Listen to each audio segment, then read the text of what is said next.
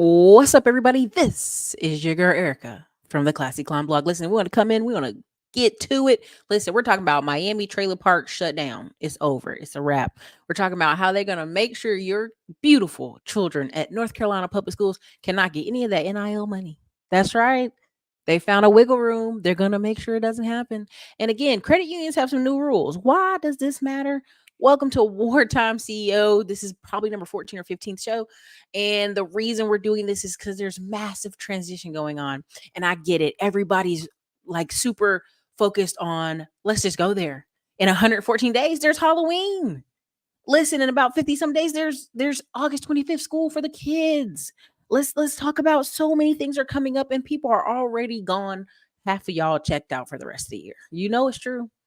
You know what's gonna happen. I'm gonna hear from y'all. January. New year, new me, Erica, let's get it. But listen, I'm gonna just tell you right now, there's massive things happening. There's massive things changing.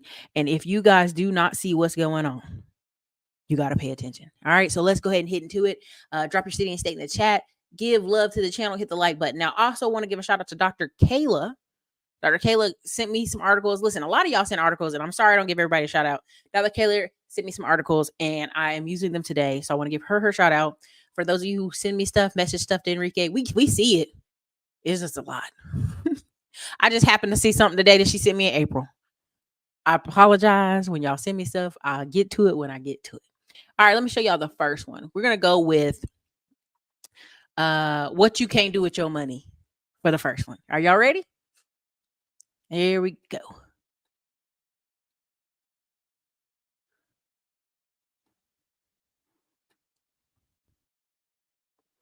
Document was sent to her inbox.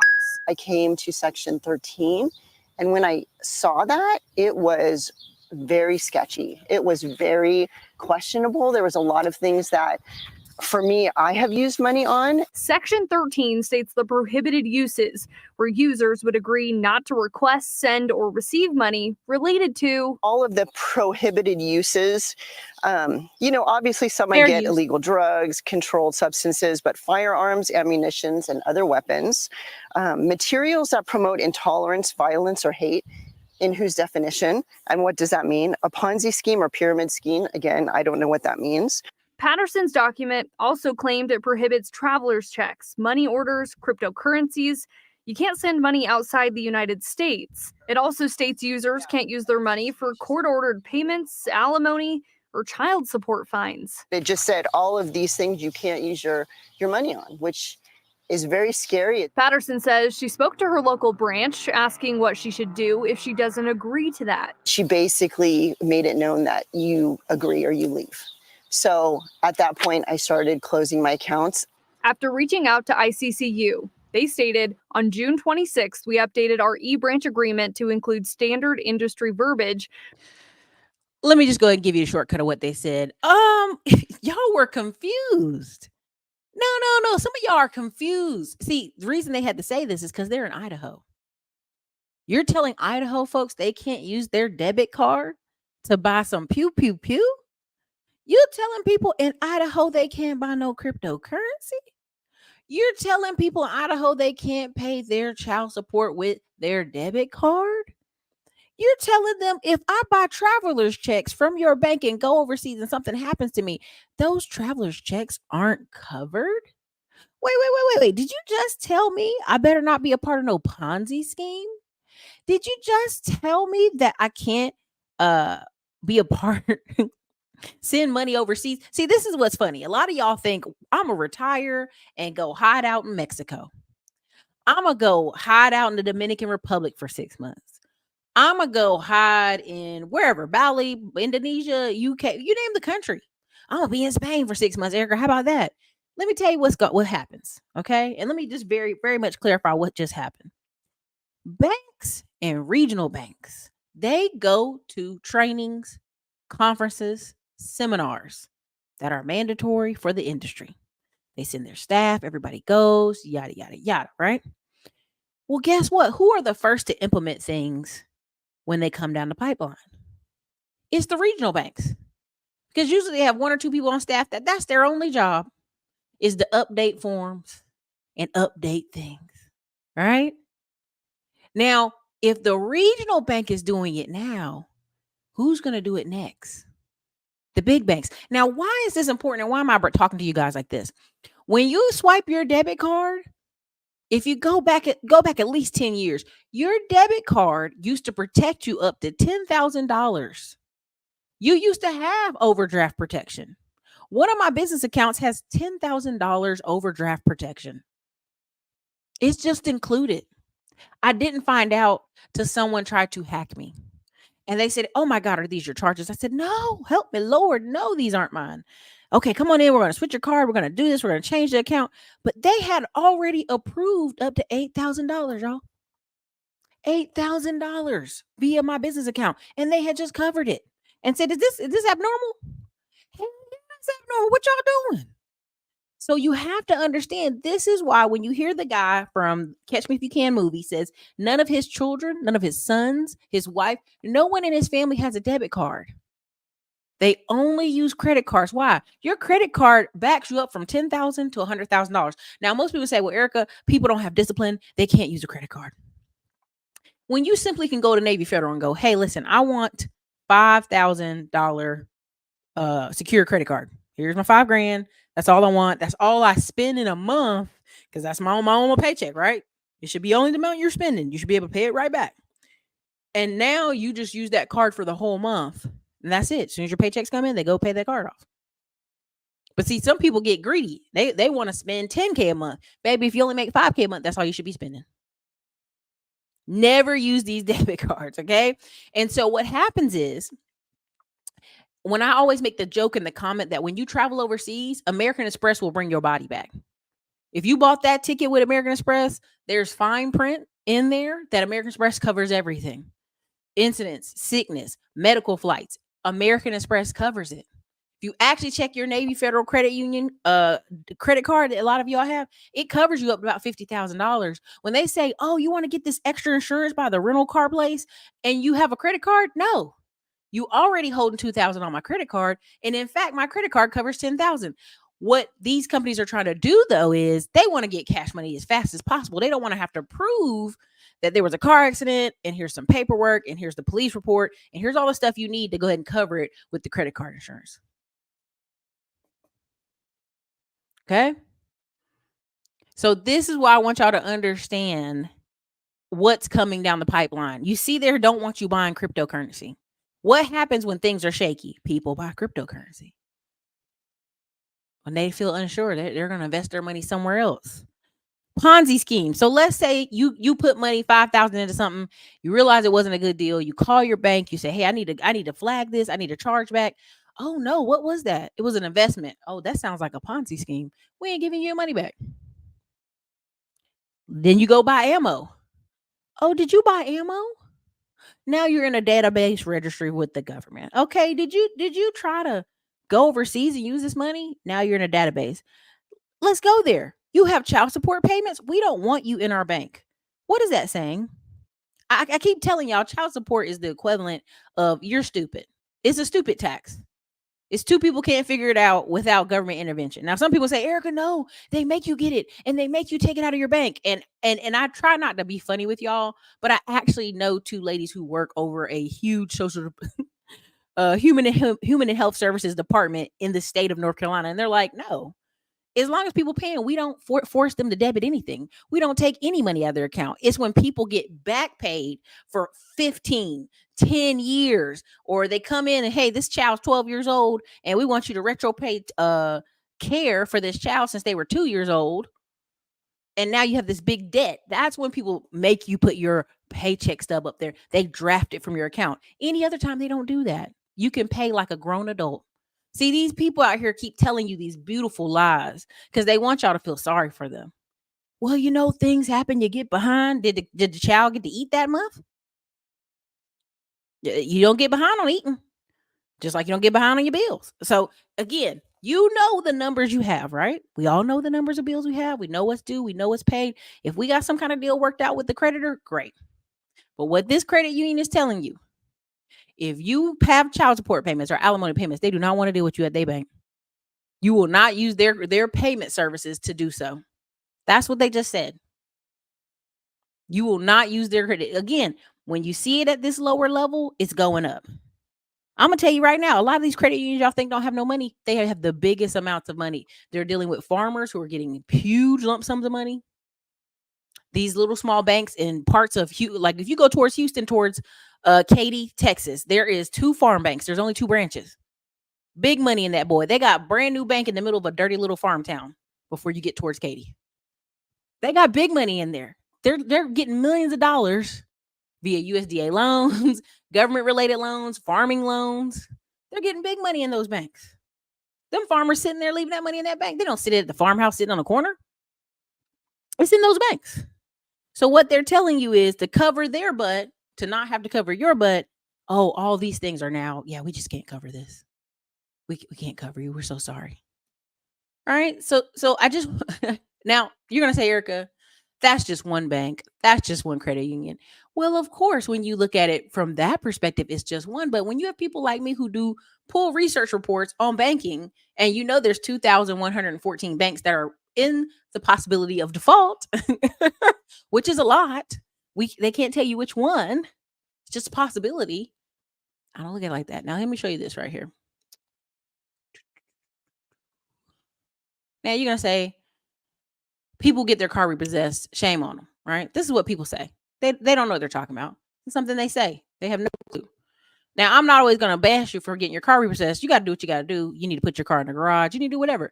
But Fifth Third Bank, a very popular bank with lots of money, they just got fined $20 million for fake bank accounts, excessive charges, and illegally repossessing cars. In 2015, the federal government found that Fifth Third Bank charged Black and Hispanic customers higher dealer markups on auto loans than white borrowers. This cost borrowers over $12 million and about 1,000 repossessions. Okay, now you say that's a small number, just 1,000 people over the whole United States. Yes. But now the bank has to settle with the CFPB. Why do I keep telling y'all, if y'all are my funding bundle, CFPB is your friend to the end? Because they are. Now they're going to compensate 35,000 affected customers. Now you heard 1,000 repossessions, but that meant there were 35,000 other customers who were overcharged and overpaid and hurting. Right? Do you understand what just happened? 35,000 people. That's who they can track it down and who've complained and who signed up and said, yes, me, it hurt. That ain't everybody. That's who's getting compensated. They're going to take that $20 million and spread it over those 35,000 people. Oh, yeah. The cars with trackers on them, even though they paid off in full. See, this is the funny thing. People, please don't be this naive. Please don't be this naive.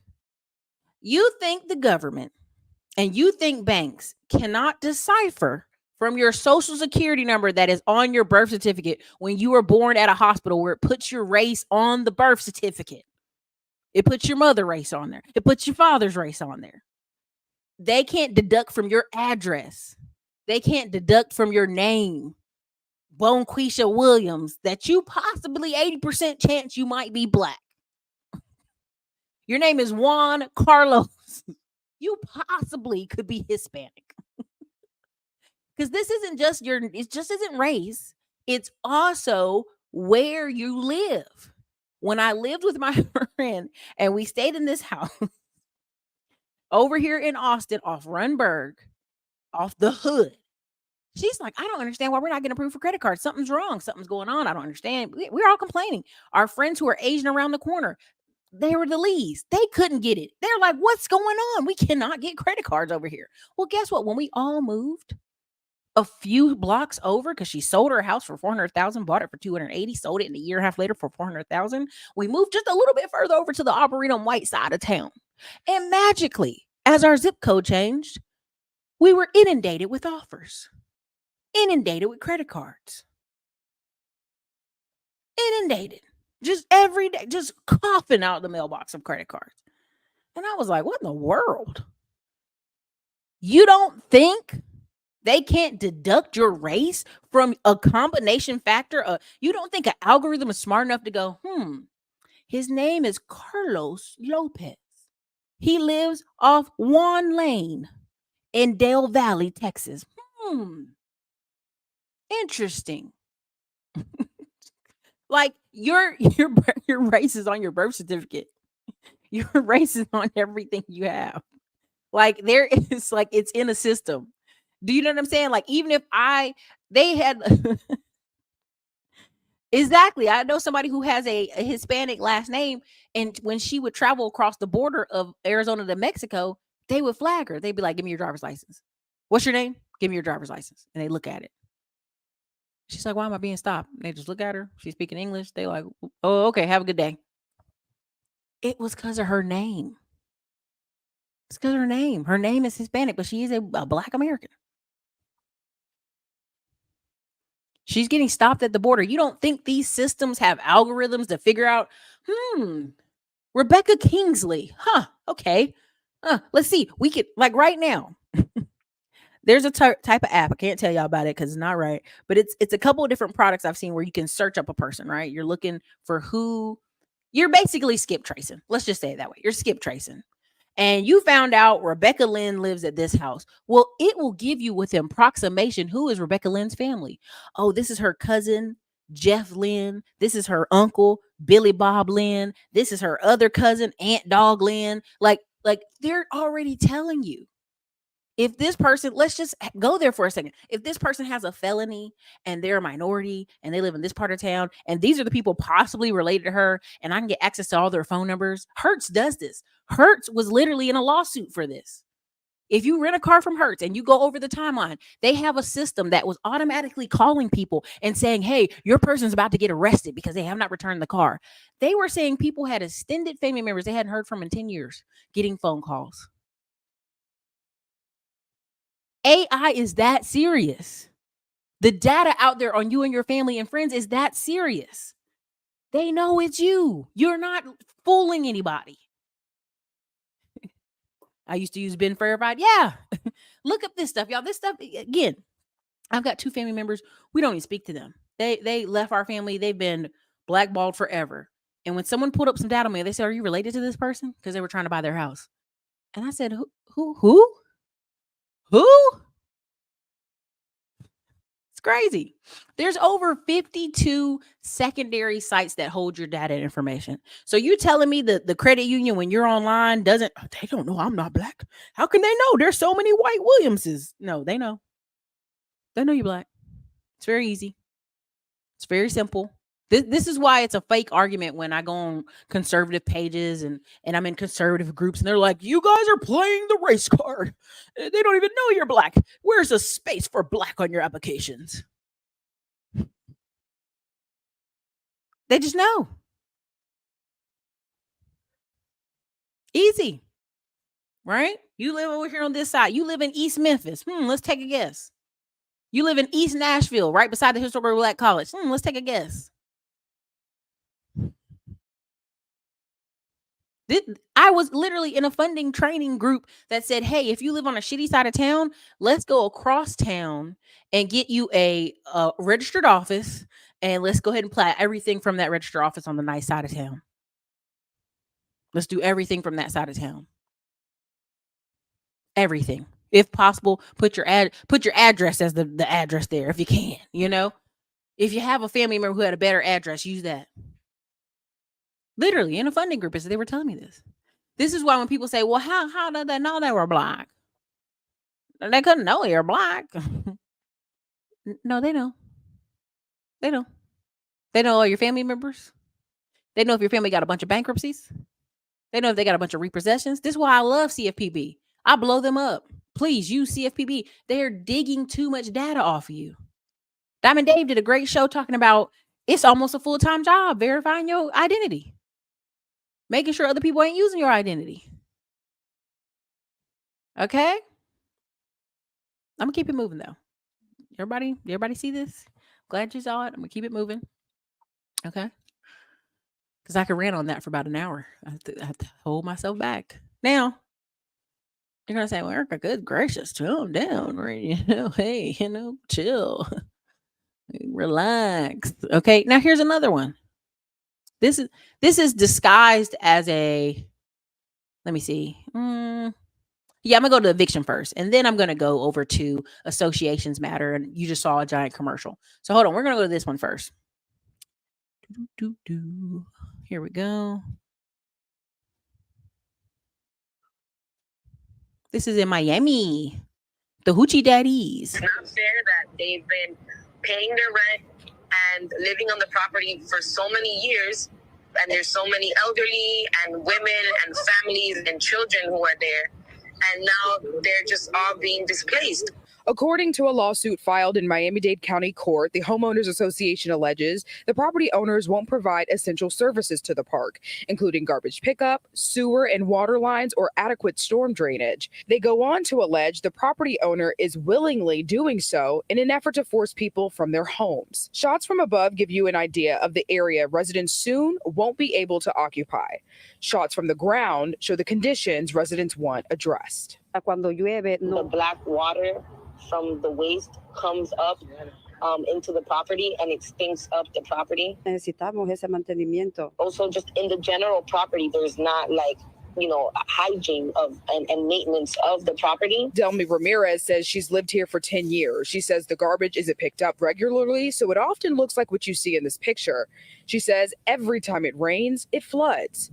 Residents are also claiming they started paying more in rent, but the sewage system is still not fixed. No tenemos a dónde irnos. The landlord is saying that the reason that they're trying to, displace the residents is because they're going to be doing a change of land use on the property. I called the. All right, let's just say, what did they just say to us? What did they just say to us, you guys? Did you see what that place looked like? Did you see the condition? Let me just put this right here. Can you see this? Water's backing up. Sewage backing up. Trash backed up. They've been there 10 years. Don't speak a lick of English. Ain't tried to figure out how to speak a lick of English. Don't need to speak a lick of English. Now, when they come to put you out, now I need help. Help me. Help. Help immediately. She got a nice SUV. Been there 10 years. Come on. Listen, these people are here in the middle of Miami as it's increasing in price. You tell me sewage is backing up, it stinks, it floods all the time, and you didn't move? You didn't leave? This is okay? This is all right living conditions? Oh, easily a 70K truck. Easily. Even if she got it used, it's still about a good 40K. This is disgusting. No one should be living like this. And they're not living alone. There are multiple people living in those houses. Think about it, you guys. This is how they are living in Miami. Again, never buy a trailer. One, buy a trailer, but on land you own. If you, and I bet you she go places and act nasty to people, and dog. I bet you she do. Get out of here. Speaking dirty to them. Listen, I want y'all to really understand what's happening. These people are in Miami, living in squalor. Somebody even said it. Thank you. Living in squalor, driving brand new SUVs, multiple people in the houses, grandma, children going to school, extra people in the house, and they can't scrap together a better place to live than this. Come on, man. I really want y'all to understand what's going on. Listen, she been there 10 years. She ain't need to speak English. Now, guess what? I need some help. Somebody translate. Help me now. She has a truck parked behind a gate in a trailer park. You see what I'm saying? Like, this trailer park needs to go away. This needs to be gentrified. This is unacceptable. People should not live like this. And let me tell you what they did. They let it run down on purpose. These people got sent a notification 6 months ago that they were selling this place. 6 months ago, they were selling this place. They got a note on their door in Spanish and in English. Hey, we selling this place. It's changing over. Now, they read. Stop playing like you didn't read what happened. I would not have paid my rent for the past 6 months. I'm waiting till y'all get me up out of here. I'm waiting. What you gonna do? Lock my doors on my trailer? Ain't nothing happening until you tear it down. Because even though trailers are like, well, you can move your trailer. No, you can't. These are, when they're this old and in this bad of condition, it's a tear down. I don't care what nobody in mobile home park motivation talk is just trying to convince you. When they're this old, this ran down, they not, no. It's a wrap.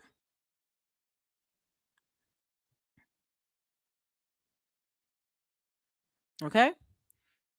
So, come on.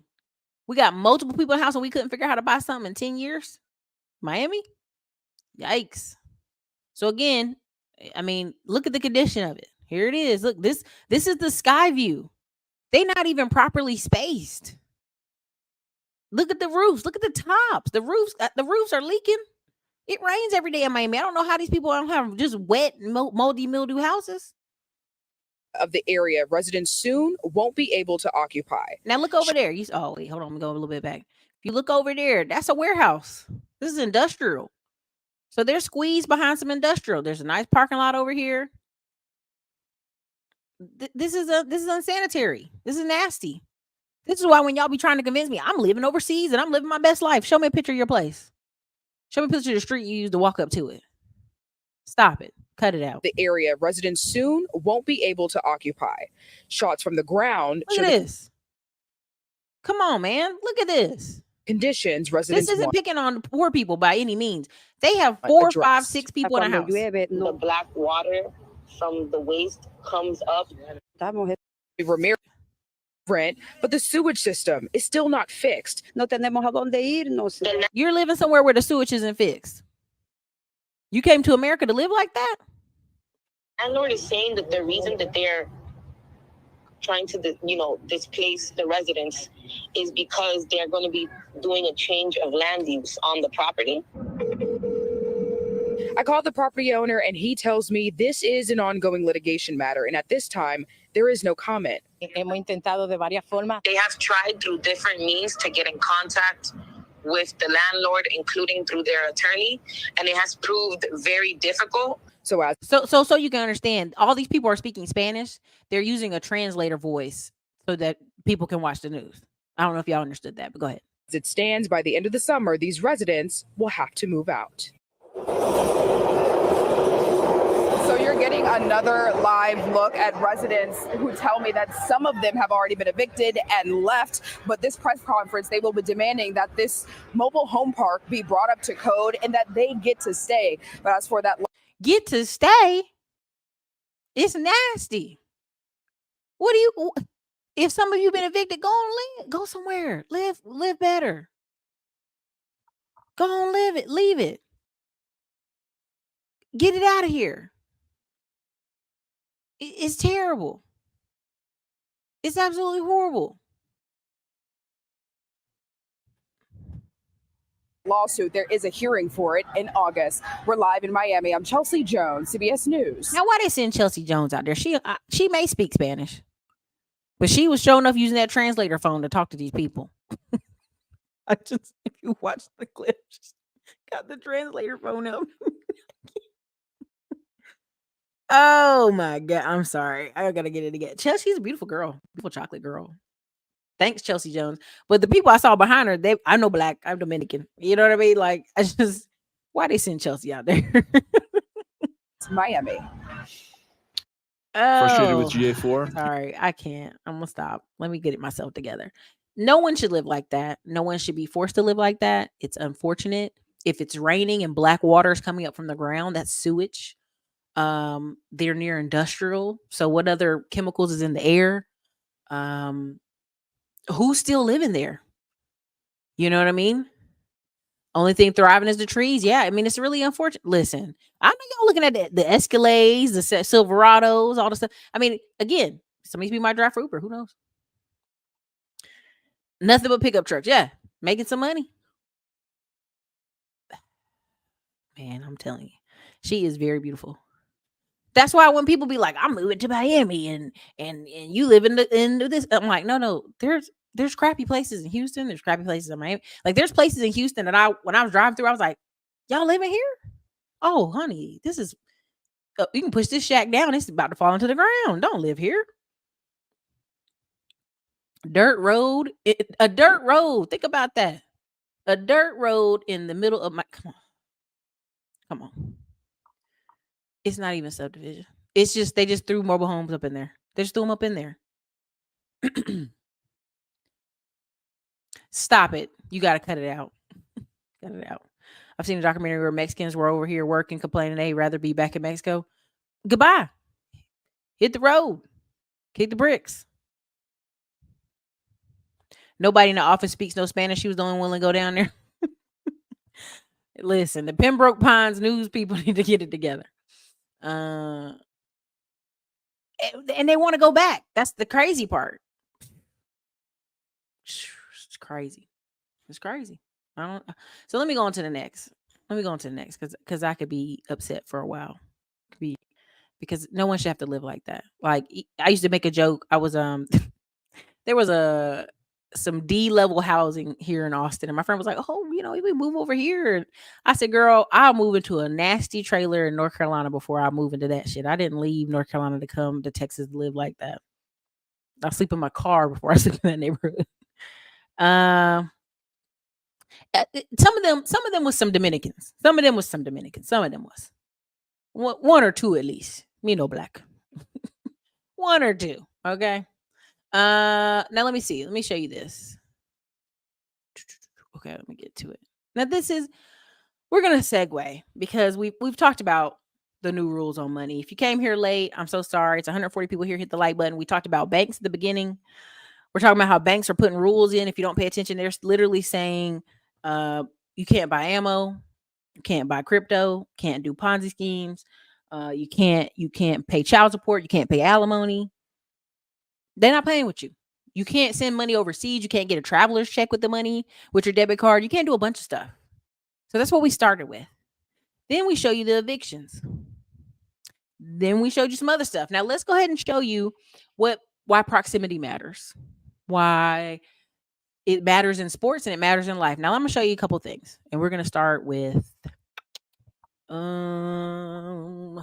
want to start with some more real estate, but let me see here. Let me see if this one will apply. I have way too much open. Okay, let me show you.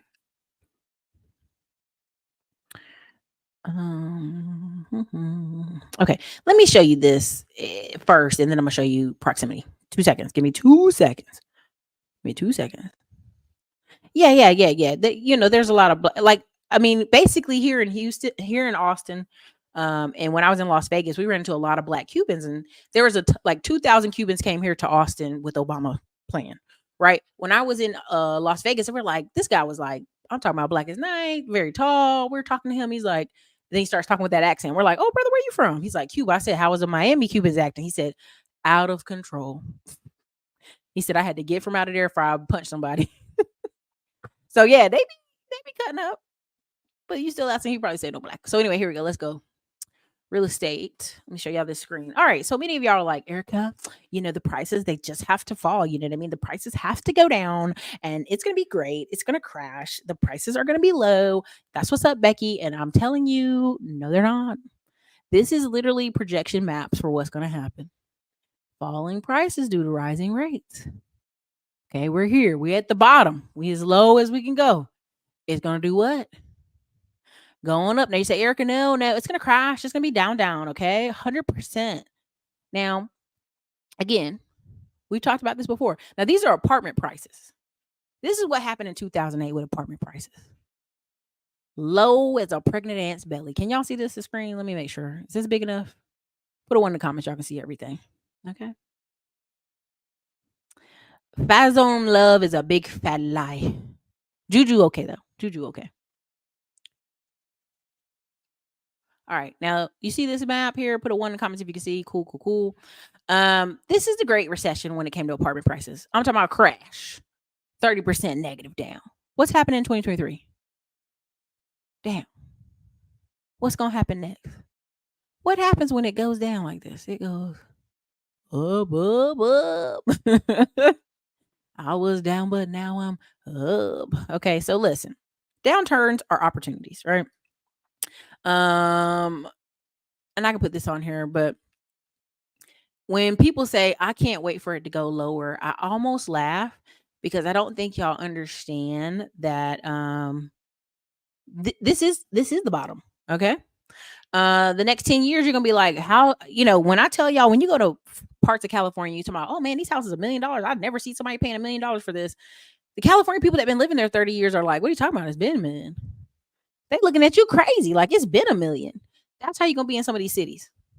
That's how you're gonna be in some of these cities. Nashville, Raleigh, you're gonna be like, it's been 600,000. You be like, no, girl, I remember Raleigh was 120. I got an acre of land, a 4-bedroom, and a da-da-da. Yeah. No, that's gone. Okay. So again, you can check out Fundrise, their East Coast E-REIT, their Heartland E-REIT, their West Coast, and their Balance. You can check out their growth, their development. Now, again, why am I showing you this? Graphs are a friend, maths are a friend. Okay. Everybody thinks it's just gotta crash. It's gotta crash at like 50 grand, right? No. The hard part is pretty much over. Go read that for yourself. I'm not going to read to y'all. Y'all not children. You're very capable people. Let me show you this website here, and then I'm going to show you proximity. One more. Let me show you this one. Honey, they waiting for the crash, and I'm just laughing. I'm like, the only cheap opportunities you will have is if you literally yourself build from the ground up after you buy the land. That's it. You'll get 50% off and have 50% equity. You'll be better standing than everybody you know. All right. Now, why am I showing you this article right here? I mean, this is the blog. This is called southerntrippers.com. And many people are like, Erica, not a blog. What is this, 2024, 2004? No, I want you to understand why blogs are going back up. People research, people look for information, people look for articles. Now, you can look up their data on this blog. They get a lot of traffic. A ton of traffic. Now, if you look at what they're talking about, they're Southern Trippers. What's happening to all these people that have moved down south? Ain't nothing to do down here. They're going to find things to do. 15 best cabins in Kentucky with hot tubs. The bar is low, y'all. 10 best boutique hotels in Baltimore. Baltimore. Where to stay in Savannah, which again, if you paid attention to our previous shows, Savannah is getting 7,000 homes. They think they need to build 10,000, but they're going to try to build 7,000 homes. And Kia has now decided they're going to put a headquarters there. And they're like, we need like 12,000 people for the job. And Savannah's like, we ain't got no houses. What you talking about? So anyway, pay attention to Savannah. Put it on your notes. Some really great opportunities came up in Savannah. So anyway, 14 dreamy places for glamping in Georgia. 15 best resorts in the South. Now, you're going to say, Erica, why are they talking about the South like this? Because people are moving. 14 best oceanfront hotels in Myrtle Beach. Myrtle Beach is gross. It is the gross of North and South Carolina. But okay. 14 best resorts in Kentucky you must visit. 15 best resorts in South Carolina you must visit. Now, you're going to say, Erica, why are you showing us this? This is just crazy. I want you to understand that these are states that are going to experience more and more boom, and people need places to stay, and people need what? Marketing. They need marketing. Okay. And I just take my word for it. If you got a blog talking about South, there's somebody at their house. They're stressed. Their kids are in middle school. They can't afford to stay in New York and Connecticut and all these places anymore. They got to go. They're reading these blogs and they're reading these articles and they're like, that's it. We're moving. Do you know how many times they talk to people that just moved to parts of North Carolina, sight unseen, just reading a bunch of articles? It happens more than y'all know. Okay, let me show you this. Let's go ahead and slide over. This is literally a ad. I want y'all to keep your mind sharp for what is an ad and what isn't an ad. This is an ad, whether they ever say it is or not. This is a ad, and so enjoy it.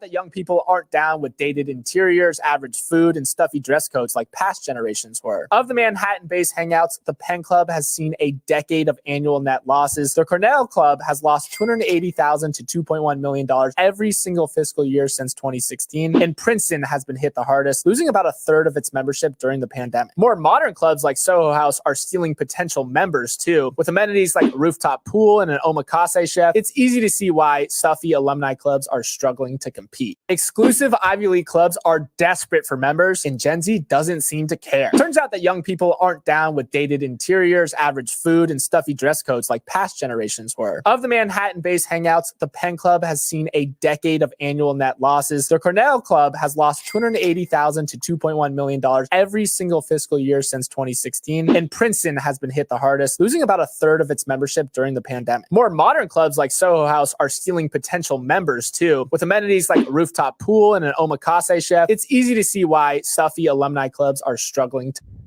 Okay, why am I showing you this? Why am I showing you New York City Ivy League clubs? This is an ad. This is a marketing ploy.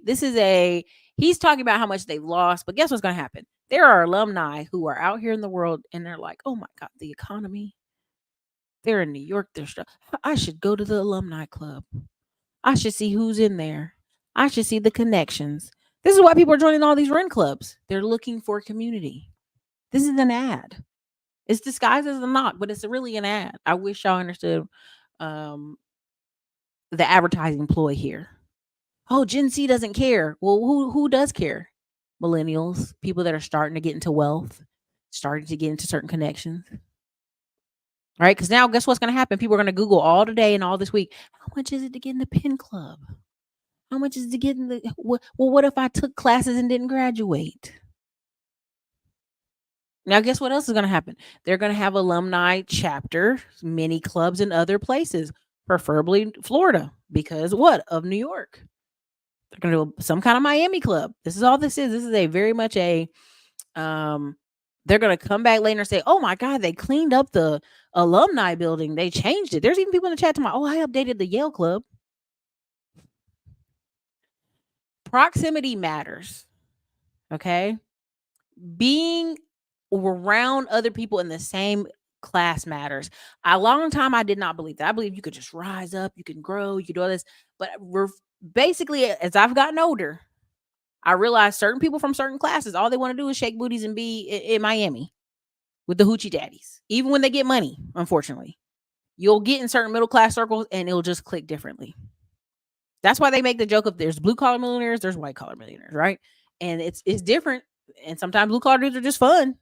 Those events are fun. It's just different tack levels, different understandings, different dress code, different how you eat, all of it. All of it. All of it. Okay.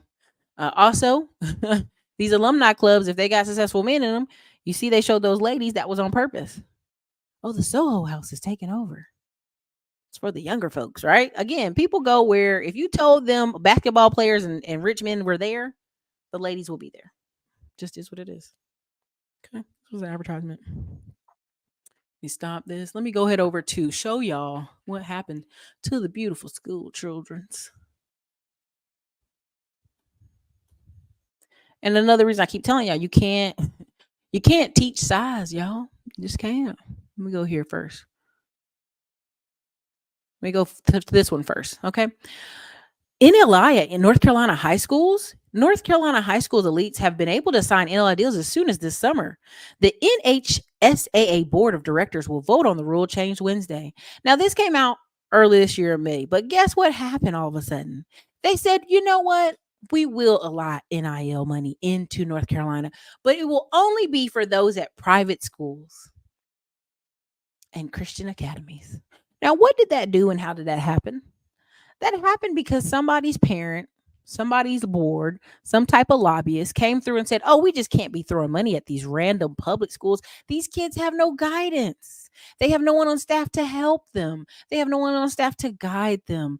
They even start promoting strip clubs. You never know what these poor kids in these public schools might do. This is why when people try to argue me down about public school, I go, baby, they don't have no lobbyists fighting for you.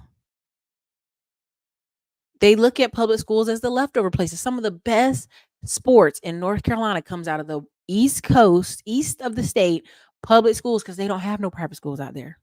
It's too many farm families. It's too spread out. Now, who has all the private schools? The majority of them. I mean, North Carolina is notorious for having 1/3 of its state is homeschooled, 1/3 of its state students are in private schools, and 1/3 is in public schools. So if I just told you I'm only allowing Christian academies in private schools to have the NIL money access. What did I just tell you? I'm only focusing on the kids that are what? Not homeschooled, but in Christian private schools and in other elite private schools. That's it. I'm talking about Cary, North Carolina. I'm talking about Raleigh, North Carolina. I'm talking about Charlotte, North Carolina. I'm talking about the mountain boarding schools in the west of the mountain part of the state.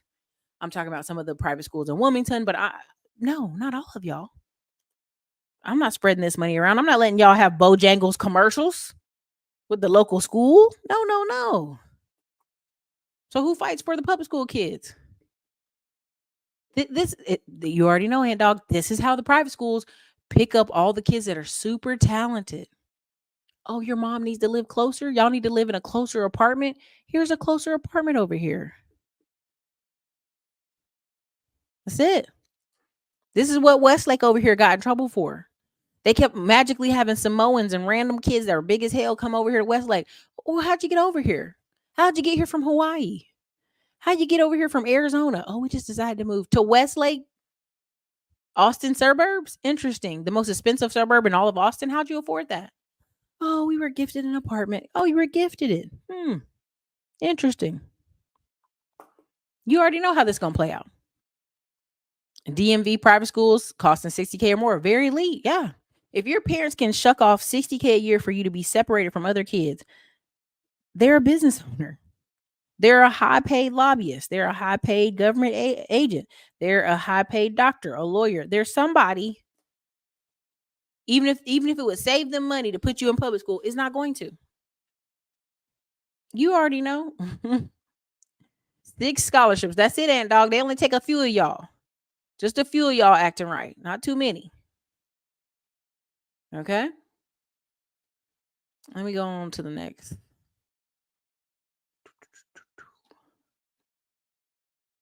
Let me go here.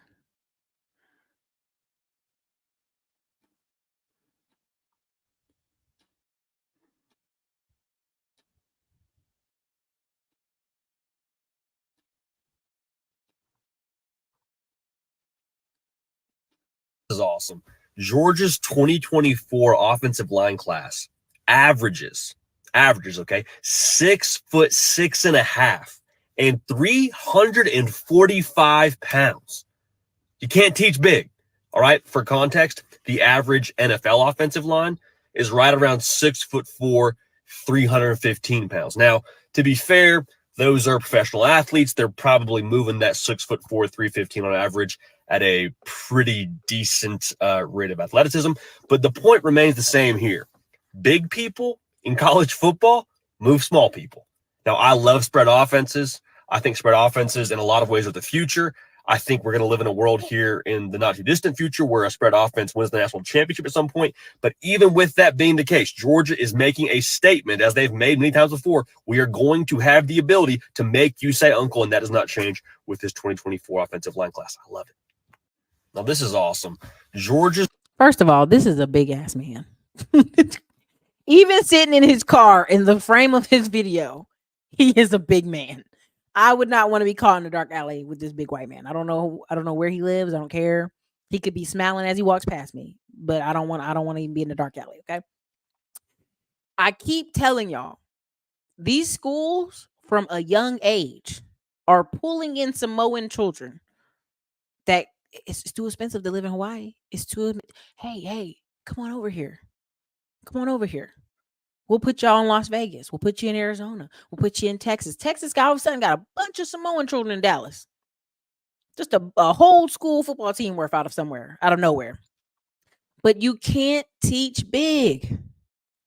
This is where they're only going to start recruiting children over 6'3". I'm telling you, when your son is in school in middle school and he starts getting taller and taller and taller, they're going to go, we found one.